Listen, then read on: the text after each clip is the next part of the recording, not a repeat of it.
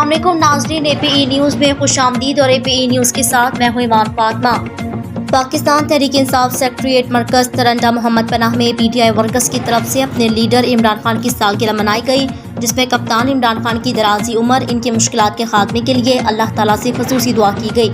इमरान खान की तस्वीर वाला केक काटा गया। इस मौके पर मीडिया से गुफ्तगू करते हुए तहसील सीनियर नायब सदर PTI गुलाम दस्तगीर खान अब्बासी ने कहा, निगरान हुकूमत किसी की साइड लेने की बजाय तमाम सियासी जमातों के लिए काबिल कबूल लेवल प्लेइंग फील्ड दे, साफ शफाफ मुनसिफाना इंतखाबात को मुकर्ररा वक्त पर यकीनी बनाए, पाकिस्तान की गैर अवाम को फैसला करने दें कि वो किसे चाहते हैं। सानिहा मस्तूम पर दिल दुखी है, महंगाई ने अवाम से जीने का हक भी छीन लिया, आलमी दुनिया हमारा मजाक उड़ा रही है।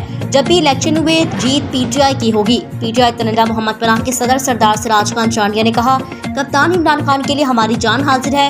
इलेक्शन करीब है, PTI के टिकट होल्डर्स की जीत तक चैन से नहीं बैठेंगे। अवाम का फैसला सिर्फ तहरीक इंसाफ है। तहसील ज्वाइंट सेक्रेटरी PTI महर मोहम्मद अख्तर सियाल ने कहा, तहरीक इंसाफ की जीत नोश्ता दीवार है।